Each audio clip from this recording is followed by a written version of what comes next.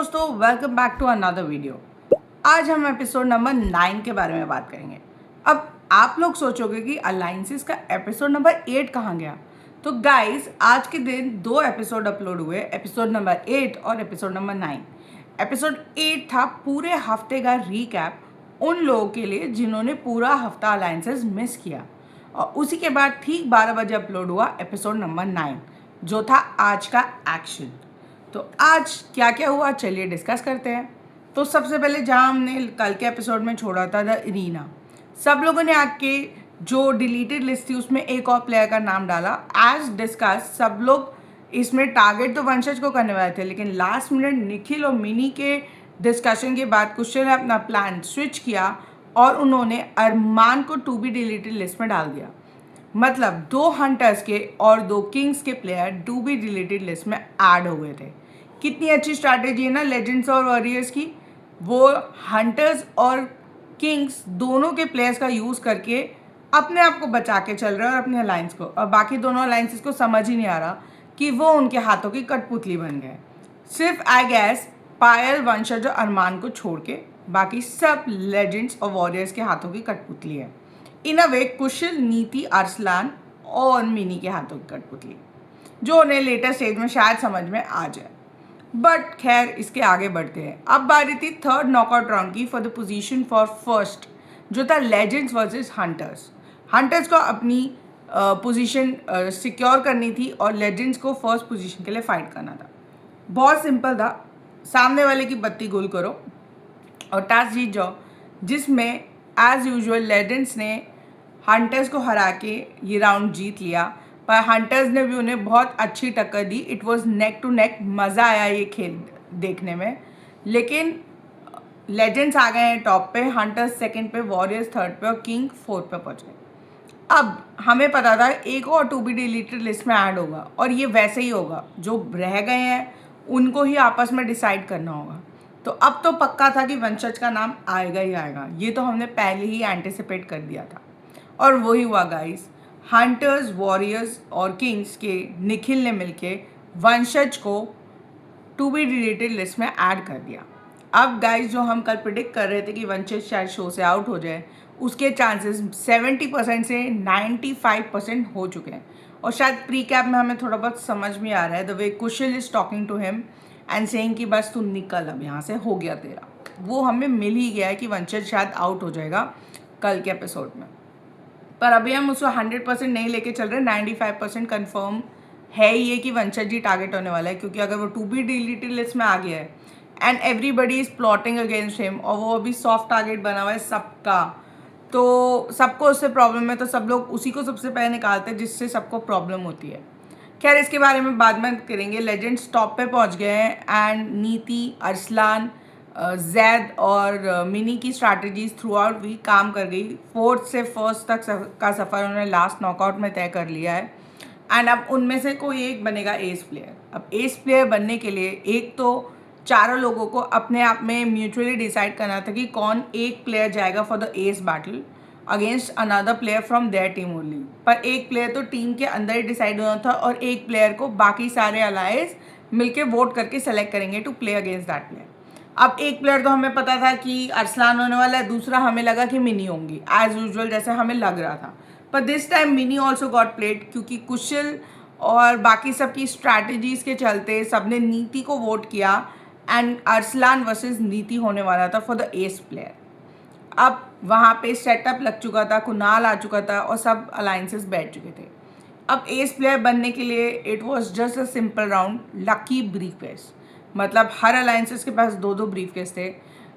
सिर्फ legends alliance के पास दोनों ब्रीफकेस में नंबर थे, बाकी सब अलायंसेस के पास एक ब्रीफकेस में नंबर था। जिसका नंबर तिजोरी को खोल पाएगा वो एस प्लेयर बन जाएगा। अब इसमें सबने अपना अपना पार्ट प्ले किया। वॉरियर्स ने अरसलान को दिया, हालांकि रूही डिफेंड कर सकती थी नीति को, बट उन्होंने भी, जैसे मैंने कहा कि कुशल के हाथ की कठपुतली बन चुके हैं वो, वह अरीना में भी वो कुशल को समझाने की कोशिश करी थी, but Kushal was not ready to listen. बाहर आके कुशल भी चिल्ला रहे थे कि हम अरसलान को दे रहे हैं, दूसरा वोट मिनी को दे रहे हैं, तुम किसको। तो सबने वोट चेंज किया नीति को बना दिया। तो मिनी थोड़ा डिसअपॉइंट थी, उन्हें फाइट करना चाहिए था ऐसा उन्हें लग रहा है। बट अभी उन्हें गेम धीरे धीरे समझ में आएगी, जहाँ कुशल और अरसलान उनको भी ओवर पावर करेंगे और अपने हिसाब से चलाएंगे। I don't know why Zaid ने अपने आप को आगे ही नहीं रखा for the S player.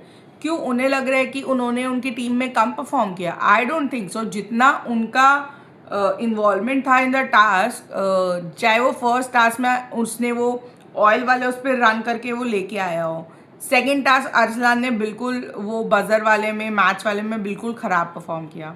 Then उनका जो भी टास्क था जिसमें सब लोग खेल रहे थे, जैद ने काफ़ी स्ट्रॉन्ग एज अ प्लेयर नज़र आए हैं, तो मुझे लग रहा था कि मिनी और अरसलान में एक जैद का नाम भी आना चाहिए था। एटलीस्ट जैद को कंसिडर तो करना चाहिए था, पर हम उसी इंसान को कंसिडर करेंगे जो खुद को कंसिडर करवाना चाह रहा हो, पर वो खुद ही नहीं चाह रहे थे। I don't know why he didn't give his name. I thought he should have given. उनको फाइट करना चाहिए था, पर वो बहुत ईजी लेके जा रहे हैं। उन्हें बाद में रियलाइज़ होगा कि उनके दोस्त उनको ही पीछे छुरा मारेंगे ना, तब उनको रियलाइज़ होगा कि he is going wrong, he is going very wrong. क्योंकि वो कुशल और अरसलान अलाय हैं, लोग भूल रहे हैं, वो आपस में खेल रहे हैं, एक दूसरे के बीच में ही पावर रखेंगे और तुम लोग को लगेगा भाईचारा दोस्ती में। मैंने कहा था टीम में ना बहुत सारे लोगों का बहुत बैड एक्सपीरियंस होने वाला है और बहुत लोगों को बिट्रेल मिलेगा इस गेम में। बिट्रेल तो मिलेगा आपको, जैसे वंशज को मिला हंटर्स से। उन्हें लग रहा था हंटर्स उनके लाए हैं, पर हंटर्स ने सब में सिवाय डॉली उनकी जो ओरिजिनल लाए हैं उनको छोड़ के बाकी सब ने वंशज को वोट किया, तो वंशज वॉट डिसअपॉइंटेड। पर पायल को पता है कि वंशज जाने वाला है, इसलिए पायल रो भी रही थी, क्योंकि उन्हें पता है अगर वो डिलीटेड जोन में आए तो वंशज इज आउट। फिर हम लोग ब्रीफकेस वाले में वॉरियर्स ने पूरा ओवर पावर किया रूही को, और उन्होंने अरसलान को नंबर वाला ब्रीफकेस दिया। किंग्स ने थोड़ा स्मार्ट प्ले किया, उन्होंने अरसलान को नंबर वाला दिया था और नीति को खाली, ताकि नीति स्वाइप करके अरसलान से नंबर वाला ले ले या अरसलान स्वाइप कर ले नीति से। बट उनकी स्ट्रैटेजी उल्टी पड़ गई, नीति स्वाइप कर रही थी पर उन्होंने वापस ले लिया। आई थिंक यहाँ पे नीति को थोड़ा सा ब्रेन यूज़ करना चाहिए था, बट हाँ ये किस्मत का गेम था, इसमें कोई स्ट्रैटेजी, कोई आपका स्ट्रेंथ नहीं दिख रहा था। इट्स ऑल लक बेस्ड, कौन से ब्रीफकेस में कौन सा नंबर आपकी किस्मत का ताला खोल दे, यू नेवर नो। और अभी भी इट्स 50-50, हमें नहीं पता इट्स नीति या अरसलान कौन बना है इस प्लेयर, बट हाँ वो थोड़ा चांस ले सकती थी। तो अरसलान का एक नंबर ज़्यादा था नीति से, उनके पास 2 नंबर थे, इनके पास 3 या 4 थे।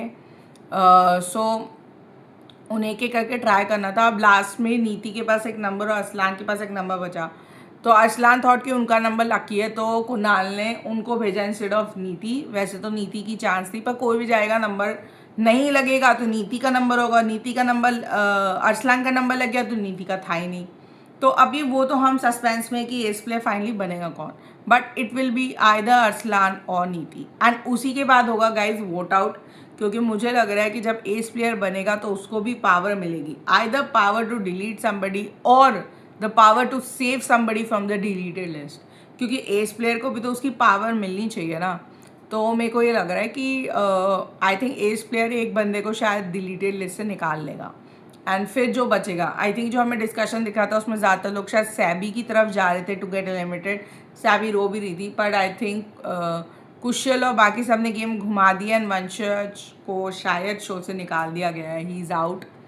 एंड हमने देखा सोहेल खान की एंट्री होने वाली है, उनका एवी भी आ गया है एंड उन्होंने बोला है उन्हें हल्के में ना ले। तो गाइज उन्हें हल्के में ना लेना, and I am definitely sure बाकी प्लेयर्स उन्हें बिल्कुल हल्के में नहीं लेंगे, क्योंकि उन्हें ऊपर ही रखेंगे, नीचे लाएंगे ही नहीं। क्योंकि आप गाइज हम समझ रहे हैं एक ऑरा होता है एक एक्टर का, he is a big celebrity, और बाकी सबको थोड़ा मुश्किल होगा उनके साथ वैसा गेम खेलने का जैसे वो वंशज, निखिल या पायल के साथ खेल रहे हैं। इवन वंशज को हम प्री कैप्स में या नेक्स्ट एपिसोड में बोलता हुआ नजर आया कि he didn't do what they wanted, so he is there. And Kushal उनको बहुत डिमीनिंग में कह सकते हो, वॉज नॉट नाइस। अगर वो जा भी रहे तो you should not do that, क्योंकि आपको ये लग रहा है कि आपने उनको सबक सिखा दिया। बच्चों को सबक सिखाना ज़रूरी है। व्हाट डू, अगर आप ये लाइन बोल रहे हो ना, बच्चों को सबक सिखाना चाहिए, देन इट्स ऑल द बच्चास। मतलब आप क्या बोलना चाह रहे हो? आई डेंट गेट इट। अगर उसने आके आपसे फर्स्ट डे पे कुछ बात करी और आप पहले से बाहर से एक परसेप्शन लेके आए उसके बारे में, तो आपने उसको अपना इतना ईगो में ले लिया, आपने उसको बोला कि मैं मारूंगा। अगर वो आपको एग्रीवेट कर भी रहा है तो आप में इतनी पेशेंस होनी चाहिए कि आप रुक जाओ। फिर आपने अपना ज़िंदगी का इस गेम का मकसद बना लिया कि मुझे वंशज से बाहर निकालना है। अब गाइज अगर वंशज आउट हो गया तो अब इनके सॉफ्ट टारगेट्स हैं, ये की करके वो जो सॉफ्ट टारगेट्स हैं उनको उड़ाएंगे। लेकिन यार हमें गेम में तो नहीं मज़ा आएगा ना, क्योंकि गेम में यार सब भाईचारा भाईचारा कर रहे हैं। इट्स टू मच भाईचारा इन द गेम यार, मतलब सब एक ही तरफ हो रखे हैं। अगर आप खेलोगे नहीं तो समझ में कैसे आएगा और ऑडियंस को मज़ा कैसे आएगा। आई थिंक गेम में कुछ तो ऐसा होगा कि इनके जो अलाइंसेस जो जुड़े हुए ना वो टूटेंगे ज़रूर, क्योंकि गाइस हमने कहा था जब अलाइंसेस चेंज होंगे, नए प्लेयर्स आएंगे, नए माइंड्स जुड़ेंगे, न्यू अलाइंसेस बनेंगी, तो हो सकता है आपस में सबकी इक्वेशंस भी चेंज हो, क्योंकि धीरे धीरे सबको एक दूसरे के असली रंग पैटर्न ये सब समझ में आने लग जाएंगे। एंड एट द एंड सबको खेलना अपने लिए और जीतना भी अपने लिए। तो guys that was today's episode. अभी सिर्फ इतना ही हमें पता चला है। अभी नए प्लेयर्स के साथ ये गेम कैसा जाता है ये तो हम देखेंगे।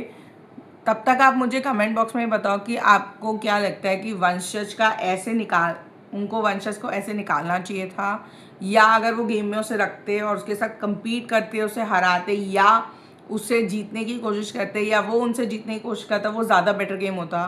क्या आपको लग रहा है कि वंशज के जाने के बाद गेम बोरिंग हो जाएगा, वन साइडेड हो जाएगा, स्लो हो जाएगा, कोई उनसे बहस नहीं करेगा, कोई लड़ेगा नहीं, there is no other person who is putting अपना पॉइंट उसके अगेंस्ट? क्योंकि आई थिंक एक लग रहा है कि अगर वंशज बोलता है ना, सब एक्चुअली इरिटेट होके ना पहले ही कुछ ना कुछ अजीब बोलते हैं। लाइक डेजी भी उन पर गुस्सा हो गई थी जबकि वो हंटर से बात कर रहे थे। हमें समझ में आ रहा है कि डेजी को उन्होंने नॉमिनेट किया for to be deleted list, पर वो किसी का तो नाम लेते ना, तो आप तो बच ही रहे थे। अगर वो हंटर से बोल भी रहे तो आपको इतना कॉन्फिडेंस तो होना चाहिए कि आपने अपनी अलाय बनाई है, तो आप रखो कॉन्फिडेंस, शांत रहो, उसको बोलने दो। वो डू बी डिलीटेड लिस्ट में आया तो बोलेगा ही ना गाइस। सो ये तो मेरा व्यू पॉइंट था। आपको क्या लगता है अबाउट वंशज getting targeted and getting out of the show? New entries के बारे में आपका क्या ख्याल है? एंड आज का एपिसोड आपको कैसा लगा प्लीज़ मुझे कमेंट बॉक्स में ज़रूर बताना। अगर आपको मेरी वीडियोस पसंद आ रही है गाइज, अगर आप देखने में मज़ा आ रहा है, आपको डिस्कशन सुनने में मज़ा आ रहा है, तो प्लीज़ गाइज मेरे चैनल को लाइक शेयर और सब्सक्राइब करो एंड फॉलो करना मत भूलना गाइज। एंड एक और चीज़ मैं आपसे पूछना चाहती हूँ, क्या आप इस पर लाइव डिस्कशंस भी चाहते हो? अगर चाहते हो तो प्लीज़ मुझे कमेंट बॉक्स में ज़रूर बताना। Thank you so much for watching this video. Take care, see you tomorrow, bye guys. And guys lockup 2 दिन नहीं आता तो हम आपको सैटरडे को मिलेंगे रात को लॉकअप के एपिसोड्स के साथ भी। So see you again, bye bye guys.